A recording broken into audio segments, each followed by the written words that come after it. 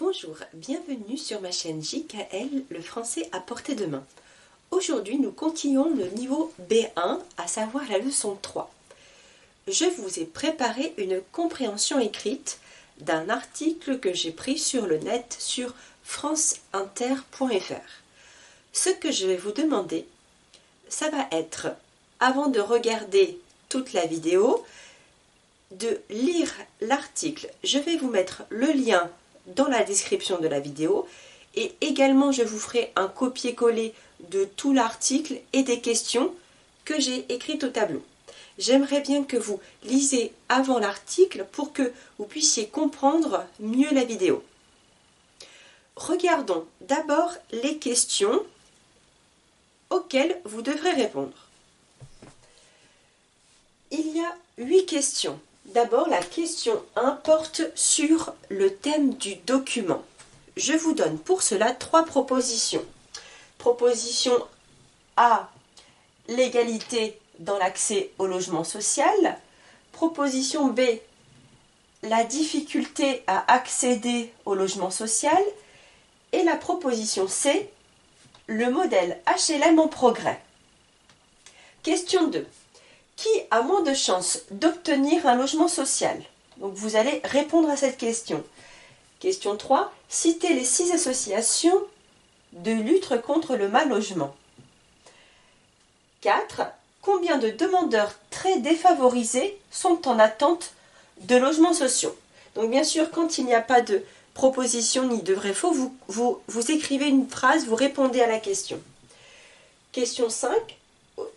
L'accès au logement social est difficile parce qu'il n'y a pas assez d'HLM. Donc là, par contre, pour la proposition 5, vous allez me dire si c'est vrai ou faux, première partie de réponse, et ensuite, vous justifiez. Ça veut dire que vous cherchez dans l'article la réponse, ce qui vous permet de dire que cette phrase est vraie, ou ce qui vous permet de dire que c'est faux. 6. L'APL évolue en même temps que les loyers HLM. Vrai ou faux? Pareil, vous choisissez et vous justifiez la réponse. Ensuite, question ouverte pour la 7. Quelle est la peur des bailleurs sociaux? Et enfin 8. Quels sont les objectifs d'attribution des logements? Pour cette question 8, j'attends 2 réponses. Voici les questions auxquelles vous devez répondre. Bien sûr, pour répondre à ces questions, je vous propose de lire l'article d'abord. Donc, vous cliquez sur le lien dans la description et vous revenez après pour poursuivre la vidéo. J'ai moi-même imprimé. Donc là, par contre, j'ai fait en grand caractère. Donc ici, ça fait 3 pages, mais vous allez voir, l'article n'est pas aussi long que sur mes feuilles. Mettez la vidéo sur pause, lisez l'article, répondez aux questions et vous reviendrez pour continuer la vidéo. Je vous expliquerai, on travaillera ensemble sur la compréhension de l'article pour voir si vous avez compris. Il y a des choses qui sont importantes et surtout des abréviations. Et aussi, nous répondrons aux questions ensemble.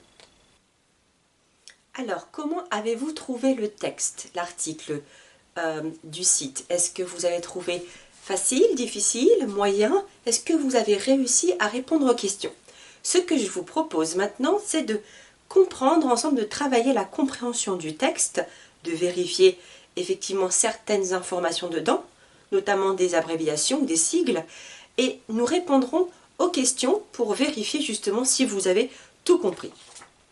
Regardons ensemble. Ce que je vais faire, c'est que nous allons découvrir le texte, nous allons le relire ensemble et au fur et à mesure, je vous donnerai des informations de compréhension. Alors, D'abord, nous allons nous arrêter sur le titre de l'article. Quand la pauvreté freine l'accès au logement social ou l'effritement du modèle HLM à la française. Déjà, ce qui est important dans l'article dans ce titre, va être de identifier, de comprendre ce qu'est un logement social, également comprendre ce que signifie HLM et le mot effritement. Il faut savoir que logement social et HLM sont signifie la même chose. En fait, ça a le même sens, ça veut dire que un HLM est un logement social. Vous allez me dire, Judicaël, qu'est-ce que c'est un logement social? Donc, un logement social, c'est un logement qui a été construit où la construction a été aidée par l'État. Ici, nous sommes en France, donc l'État français. Donc, l'État français aide dans la construction de certains logements, donc va payer une partie de la construction, va payer de la rénovation, donc va participer à la construction. Donc si elle participe, ça signifie que en retour, elle attend que les personnes qui vont habiter dans ces logements ne soient pas n'importe quelle personne. Si l'État aide pour payer une construction, ça veut dire que ces logements sont à destination de personnes qui n'ont pas beaucoup d'argent, qui sont défavorisées. Ça veut dire que pour accéder, pour avoir un logement social, il ne faut pas avoir, entre guillemets, trop d'argent. Avoir, par exemple, dans un couple, les deux personnes qui travaillent et qui ont un très bon salaire. La destination de ces logements est plafonnée. On dit qu'il y a un plafond, ça veut dire qu'il y a un salaire maximal à ne pas dépasser. Maintenant, je vais vous donner la signification du sigle HLM parce que chaque lettre correspond à quelque chose. Donc, je vous avais dit que HLM égale logement social.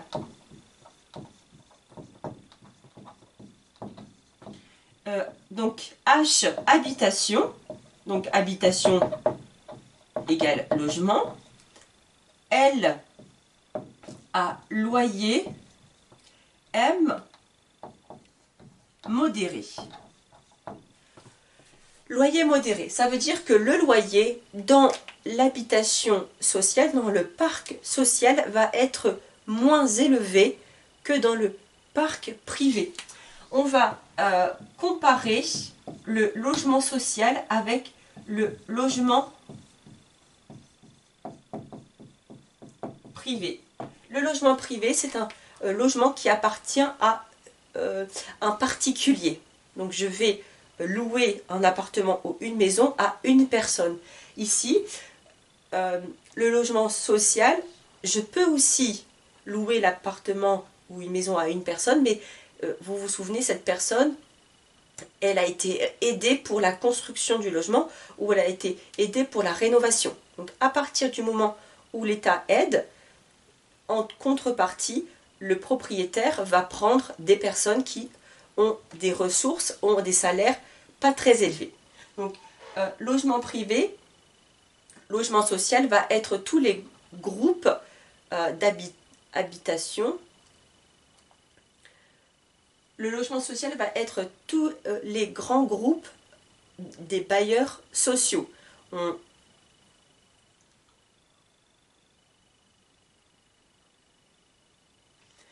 Donc, logement privé, on pense privé, une seule personne, donc, logement privé, il y a un bail qui est signé entre une personne et moi-même. Tandis que dans le logement social, ou surtout le parc HLM, ça va être plutôt un grand groupe, un bailleur social. Maintenant, donc modéré, je disais moins cher. Je continue. Dans le titre, nous avons le mot effritement. Qu'est-ce que ça veut dire s'effriter, ça veut dire se dégrader. Ça veut dire que le modèle ici HLM n'est pas le même modèle qu'avant. Ça veut dire que ce que propose la France, l'État français, se dégrade et moins bien qu'avant. Voici déjà pour la compréhension du titre. Maintenant, nous allons regarder la première partie. Donc, je vais vous lire ici cette première partie. Plus un demandeur de logement social est pauvre, moins il a de chances d'obtenir un logement. C'est l'étonnant constat dressé dans un rapport publié ce jeudi par 6 associations de lutte contre le mal logement. en partenariat avec plusieurs universitaires et économistes spécialistes du secteur. Il y a d'un côté les témoignages, nombreux, comme celui de Reda, 4 enfants, une situation qui oscille entre RSA et intérim dans la sécurité. Et cette attente d'un logement social qui n'en finit pas. Cela fait 10 ans maintenant, je ne sais pas ce qui bloque. Nous avons pourtant été jugés prioritaires d'ALLO, droit au logement opposable. Certes, nous ne sommes pas riches, mais nous payons notre loyer. Avoir un logement, c'est la clé de tout. Donc, dans ce témoignage de Reda, ce qui est important de comprendre va être ici cette partie qui parle de la situation de Reda. Quelle est sa situation? On dit que sa situation oscillait, variée, entre RSA et intérim dans la sécurité. Ici, je voudrais m'arrêter sur le sigle RSA. Que signifie RSA? Qu'est-ce que c'est? Donc, RSA signifie revenu de solidarité active.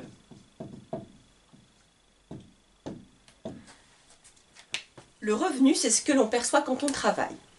Ici, la personne qui a le RSA, perçoit le RSA, c'est une personne qui a perdu son emploi, qui est en recherche d'un emploi, d'un travail. Donc la personne qui ne travaille pas pour le moment parce qu'elle n'a plus de travail peut avoir le RSA. La CAF va lui donner ce revenu en attendant qu'elle trouve un nouvel emploi. Donc ça peut être une personne qui ne travaille pas du tout, ou ça peut également être une personne qui a trouvé un travail, mais un travail pour lequel elle n'est pas à temps complet. Par exemple, elle travaille à temps partiel, 15 heures semaine, 20 heures par semaine, peut-être 30 heures, 28 heures, je ne sais pas. En tout cas, un temps partiel, ce qui fait qu'elle n'a pas un salaire complet.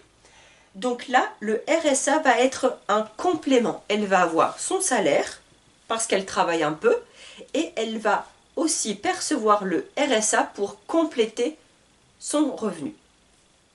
Voici pour RSA. Ensuite, maintenant, intérim. Donc ici, nous avons la situation de Reda qui varie entre le RSA et l'intérim dans la sécurité. Donc elle est agent de sécurité, il est agent de sécurité. Donc ça veut dire que quelquefois il travaille, quelquefois il ne travaille pas. Donc c'est pour ça qu'on a le verbe osciller. Intérim. Intérim est un travail temporaire. Donc dans temporaire, j'entends le mot temps, qui est un travail pour un temps.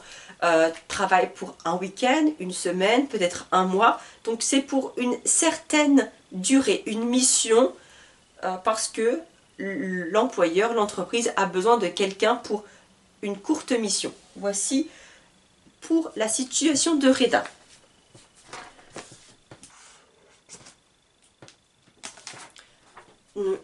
Si je reprends la situation de Reda, donc Reda ici attend un logement social depuis 10 ans, ce qui est très long.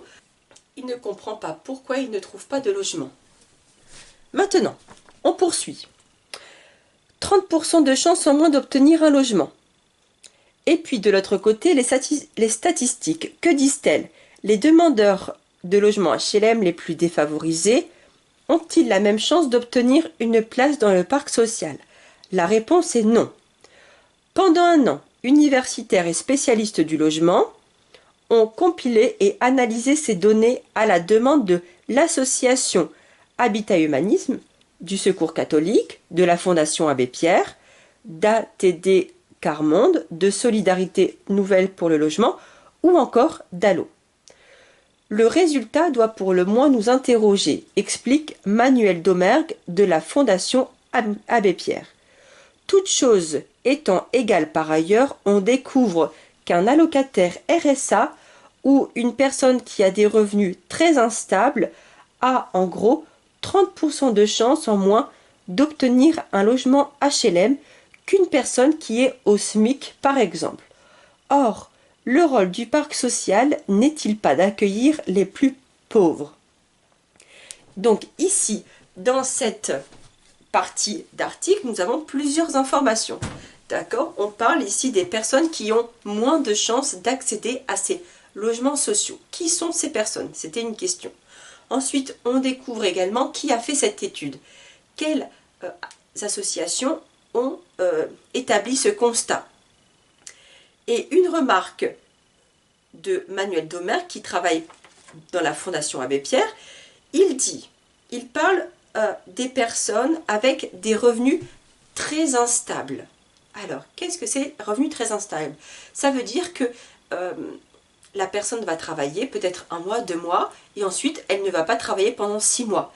Donc en fait, ces revenus, ce qu'elle va gagner, l'argent qu'elle va percevoir chaque mois, ne va pas être très régulier, va changer tout le temps. Ceci peut être un frein pour accéder au logement. Ensuite, il compare les personnes qui perçoivent le RSA, vous vous souvenez, le revenu de solidarité active, donc les personnes qui ont des revenus instables, et les personnes qui perçoivent le SMIC. Qu'est-ce que ça signifie le SMIC? Donc SMIC signifie, donc en fait, en gros, c'est le salaire minimum. Donc le SMIC, c'est le salaire minimum. Je ne vous donne pas l'explication pour chaque lettre, mais je vous dis, principalement, c'est le salaire minimum. Ce qui signifie qu'en France, il y a une réglementation concernant les salaires. En fait, il y a un minimum. Les employeurs, les patrons qui embauchent quelqu'un ne peuvent pas choisir eux-mêmes de payer une personne 3 euros de l'heure, 5 euros de l'heure. Voilà, il y a un minimum à respecter et ce minimum s'appelle le SMIC. Ce qui signifie que pour ici la personne qui travaille dans la Fondation Abbé Pierre, elle explique que les personnes qui travaillent, même s'ils ont un salaire minimum, elles auront plus de chances d'avoir un logement que les personnes qui ne travaillent pas ou qui travaillent, ne travaillent pas, changent toujours de situation professionnelle et qui perçoivent le RSA. Continuons maintenant notre explication. Si le parc social remplit relativement bien son rôle en accueillant les personnes modestes, il remplit de moins en moins son rôle vis-à-vis des personnes sous le seuil de pauvreté. Évidemment, il ne faut pas imaginer que le secteur HLM favorise les ménages aisés. Ce n'est pas vrai, mais il défavorise de manière significative les demandeurs les plus pauvres, poursuit Manuel Domer. Donc ici, on va comparer 3 situations, 3 personnes, 3 types de ménages, 3 types de familles. Les personnes, familles aisées, donc les familles ou personnes aisées, ce sont qui ont suffisamment d'argent, assez d'argent pour vivre très bien. Donc ici, Manuel Domer dit bien que le parc HLM, les logements sociaux, ne sont pas en priorité pour ces personnes. On ne va pas favoriser les personnes qui gagnent bien leur vie. Ensuite, il y a 2 types de familles. Les familles modestes, les personnes modestes et les personnes très défavorisées. Donc les personnes modestes, ça veut dire les personnes qui n'ont pas beaucoup d'argent, qui n'ont pas beaucoup de salaire, qui ne perçoivent pas beaucoup d'argent chaque mois. Ça, c'est les personnes, les familles modestes. Ensuite, on a les personnes très défavorisées, donc ceux qui sont en dessous du seuil de pauvreté, et ce sont les familles, les ménages qui n'ont pas suffisamment d'argent en fait, pour qui la vie est très difficile chaque mois. Je reviendrai dessus après, nous continuons à découvrir l'article.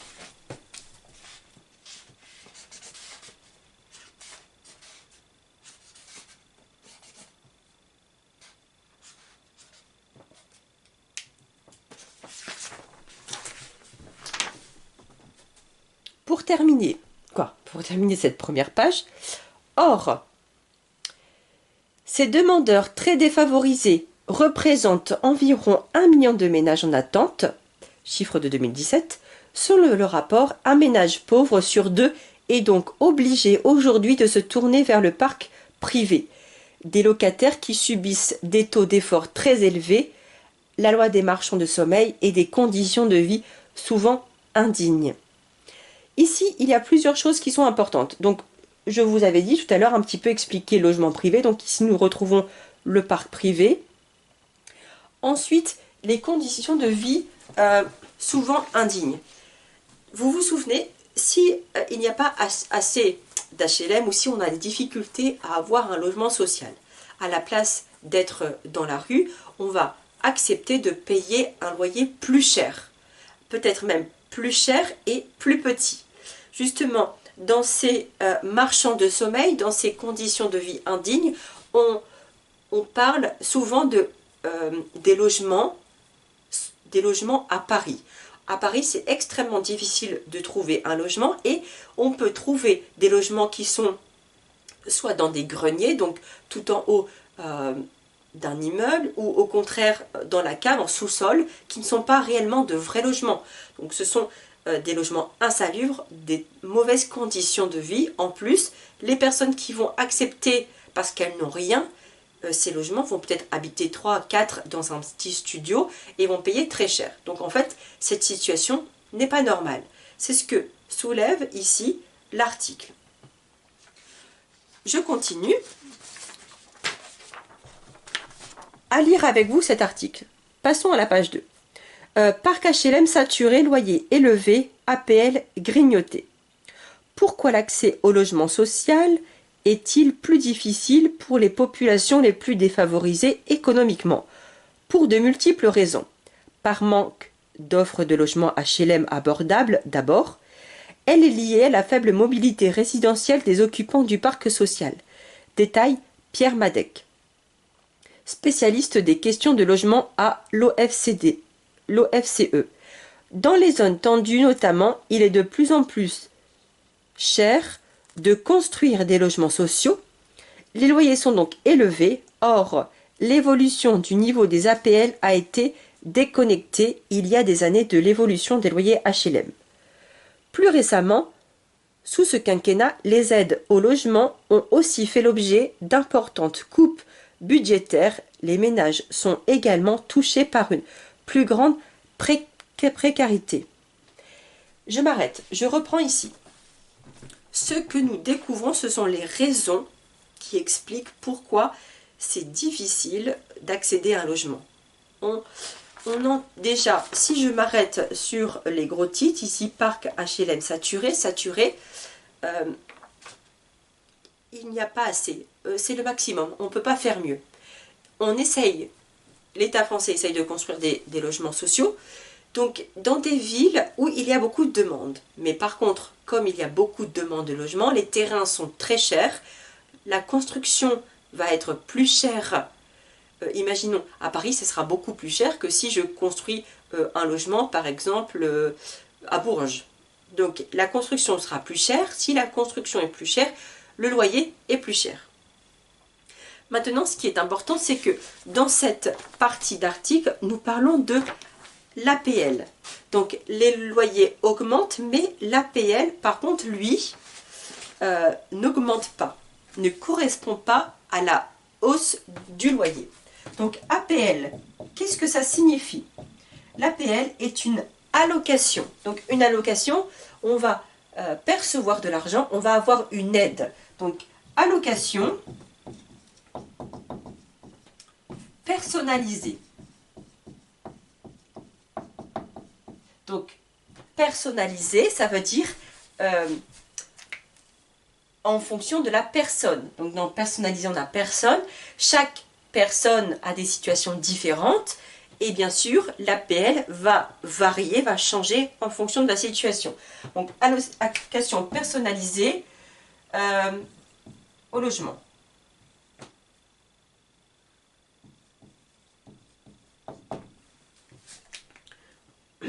Voici pour l'APL. Donc c'est-à-dire que pour nous aider, pour aider la personne à payer son loyer en fonction de ses ressources, en fonction de ses revenus. Imaginons un loyer qui coûte 700 euros, peut-être que la CAF va aider avec 300 euros, ce qui signifie que la famille va payer seulement 400. Voici ce que c'est l'APL. Donc ici, on a une information qui est importante sur l'APL. Je continue. Tout cela a pour conséquence une moindre solvabilité des ménages et une peur des impayés de loyer, continue Pierre Madec. On peut comprendre la peur des bailleurs sociaux de voir de futurs locataires dans l'impossibilité de payer ses loyers, mais cela pose la question du modèle HLM à la française. Son rôle s'effrite. Il est fragilisé même si nos voisins continuent à nous l'envier. Donc ici on avait bien... la crainte, c'est que comme les loyers sont plus chers, pourtant les ressources, les revenus des personnes n'augmentent pas, c'est que le loyer risque de ne pas être payé, puisque le ménage, la personne, la famille n'a pas suffisamment d'argent. Et ça, c'est une crainte pour les bailleurs sociaux. Je continue. Dans les quartiers plus favorisés, des quotas non respectés. Quant aux quotas instaurés il y a 3 ans dans le cadre de la loi Égalité et Citoyenneté et qui fixaient à 25% de la part de logements hors des quartiers prioritaires de la politique, devant être attribués aux ménages très modestes, ils ne sont tout simplement pas appliqués, révèle le rapport. Faute d'outils de mesure, de suivi et de volonté dans les quartiers les moins défavorisés, explique Manuel Domergue de la Fondation Abbé Pierre, c'est un objectif qui a été fixé un peu en l'air et dont les bailleurs sociaux ne sont pas emparés en réalité. Force est de constater qu'il existe 2 objectifs, 2 logiques d'attribution des logements. Celle de la mixité sociale dans un parc social paupérisé, parfois ségrégué, et celle du droit au logement. La France oscille entre les deux, n'a pas vraiment choisi, et les commissions d'attribution sont encore trop souvent des boîtes noires, selon Pierre Madec. Ce qui est important ici va être le constat sur, normalement, l'obligation, le quota. Imaginons, on va prendre un exemple de 100 logements, voilà, 100 logements, 25 de ces logements doivent être mis de côté pour ces populations défavorisées, pour ces familles, ces personnes très très modestes, qui n'ont très peu de revenus, qui sont dans une situation vraiment difficile. Donc ça, c'est la première chose. Mais est-ce que dans la réalité de la pratique, ces 25 logements sont vraiment attribués à ces personnes? Malheureusement, non. Deuxième chose, dans ce choix des personnes, dans ce choix des attributions, il y a une sélection qui est faite. Normalement, en premier, on va favoriser, je reprends le document, c'était marqué, favoriser à la mixité sociale. Qu'est-ce que c'est la mixité sociale? La mixité sociale, en fait, c'est mélanger, qu'il y ait un brassage. On mélange les populations, ça veut dire avec des nationalités différentes, avec des métiers, des professions différents, avec aussi des situations familiales différentes, peut-être un couple avec 4-5 enfants, peut-être une femme, une maman seule avec 2 enfants, peut-être quelqu'un qui travaille dans le bâtiment, un chef d'équipe, avec un commerçant, un vendeur. Voilà, en fait, on va mélanger les populations pour éviter les communautés, les ghettos, ou au contraire des quartiers très pauvres. Voici le constat. Maintenant, on termine l'article avec des propositions. Autant de points sur lesquels il est possible et même urgent d'agir, conclut le collectif associatif qui formule une série de propositions. Donc là, on a une liste de propositions. Revaloriser des APL, créer un fonds national de baisse et de quittance HLM, expérimenter la modulation des loyers pour permettre aux ménages les plus pauvres d'accéder au parc social hors des quartiers prioritaires de la politique de la ville, expérimenter la quittance adaptée aux ressources des ménages, rééquilibrer la construction de logements sociaux en zone tendue entre différents territoires, appliquer plus strictement la loi SRU et l'affiner en l'appliquant aux arrondissements, construire chaque année 60 000 logements très sociaux, faire appliquer le quota de 25% de logements HLM attribués aux ménages modestes hors des quartiers prioritaires de la politique de la ville, créer un indicateur d'accès des plus pauvres aux logements sociaux, au logement social pour suivre l'évolution annuelle. Voici des propositions. En fait, bien sûr, ces propositions sont là pour lutter tout ce qui a été relevé dans l'article de négatif. Non-respect des quotas de 25%, loyer normalement modéré mais en fait trop cher, APL qui ne correspond pas normalement, qui n'évolue pas en fonction justement de cette augmentation de loyer, la construction des nouveaux logements sociaux dans des quartiers prioritaires. Les quartiers prioritaires, ce sont des quartiers où justement il y a déjà cette population, ces personnes qui n'ont pas beaucoup de revenus, qui sont défavorisées. Donc ne pas reconstruire des logements sociaux dans ces quartiers-là, mais au contraire construire des logements sociaux dans d'autres quartiers, peut-être dans un centre-ville ou dans une zone d'activité où il y a beaucoup de commerce, etc. Donc en fait, voici, ça ce sont les propositions. Maintenant, j'espère que je vous ai aidé un peu à comprendre mieux l'article. Nous allons répondre aux questions et comme ça vous pourrez comparer avec votre travail. Nous allons répondre à la question 1. Vous aviez 3 propositions pour déterminer quel est le thème du document. L'égalité dans l'accès du logement social. B. La difficulté à accéder au logement social. Et C. Le modèle HLM en progrès. Bien sûr, vous l'avez identifié, je pense, c'est la difficulté pour accéder au logement social. Donc là, c'était la réponse B pour le thème du document. Ensuite, question, qui a moins de chances d'obtenir un logement social? Question 2. Qui a moins de chances d'obtenir un logement social? Nous avions dans notre document, donc je vous rappelle juste pour que vous puissiez savoir, c'était les personnes, ceux qui perçoivent le RSA et qui ont des revenus très instables. Donc ici vous allez répondre, après plusieurs phrases possibles, hein, mais je vous donne un exemple. Les personnes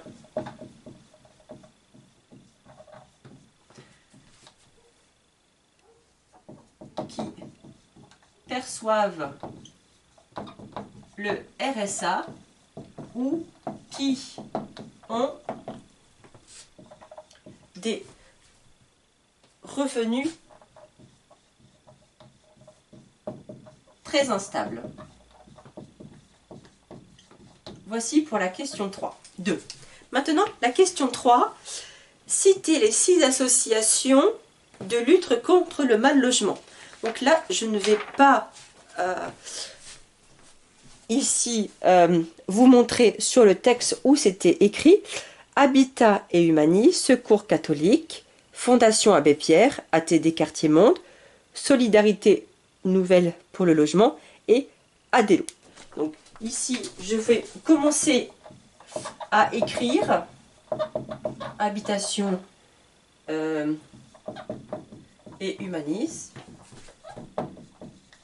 Ensuite, je mets un crochet et le dernier. Comme ça, voici, vous allez pouvoir relever les 6 associations qui sont dans l'article. Ensuite, question 4. Combien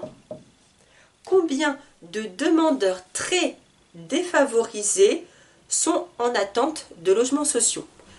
Je reprends notre article et ici, on avait... Or, ces demandeurs très défavorisés représentent environ 1 million de ménages en attente. Donc la réponse ici, 1 million. 5. Question 5. L'accès au logement social est difficile parce qu'il n'y a pas assez d'HLM. Vous devez répondre vrai ou faux. Donc déjà, je peux vous dire, la réponse ici c'est vrai. Maintenant, vous devez justifier. Donc vous justifiez avec, dans le texte, bien sûr, vous pouvez le souligner aussi, là, dans cette partie-là, parc HLM saturé, on a par manque d'accès d'offres de logements HLM abordables. Donc là, on a bien par manque d'offres, il n'y a pas assez de logements HLM. Par manque d'offres de logements HLM abordable. Voici pour votre justificatif. 6. Question 6. L'APL évolue en même temps que les loyers HLM. Vrai ou faux? Réponse faux. Regardons dans le texte ce qui me permet de dire ça.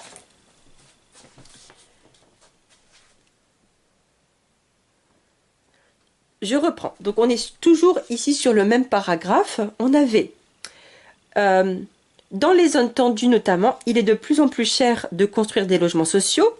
Les loyers sont donc élevés. Or, l'évolution du niveau des APL a été déconnectée il y a des années de l'évolution des loyers HLM.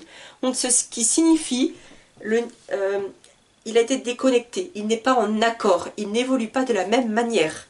Donc on va utiliser cette phrase pour justifier. Or, l'évolution du niveau des APL a été déconnecté. Voici. Je continue avec la question 7. Quelle est la peur des bailleurs sociaux? Peur des bailleurs sociaux. Je reprends. Ici, nous avons le rappel. Tout cela a pour conséquence une moindre solvabilité des ménages et une peur des impayés de loyer, continue Pierre Mélec. Et là, on peut comprendre la peur des bailleurs sociaux de voir de futurs locataires dans l'impossibilité de payer ses loyers. Donc ici, la peur, c'est les loyers impayés.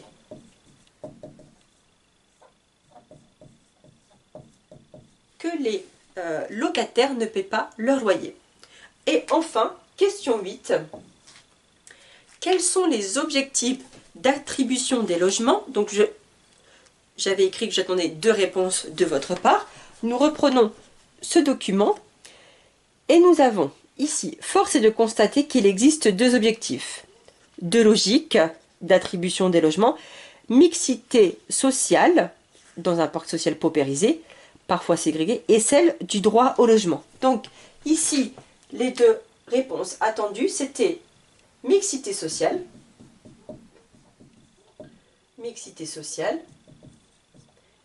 et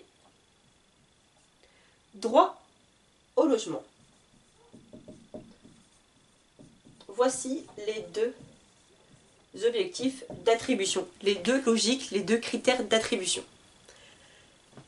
J'espère que vous avez trouvé cette vidéo intéressante, que je vous ai aidé à mieux comprendre le français. La prochaine fois, nous continuerons en fait à parler du logement. Ici, nous sommes arrêtés sur le logement social en France. Ce que nous continuerons dans la leçon 4, ce sera de travailler sur le point de vue. Donnez votre point de vue. Qu'est-ce que vous pensez du logement social ou autre? Voilà. Donc, je vous dis à bientôt. Bonne journée. Au revoir.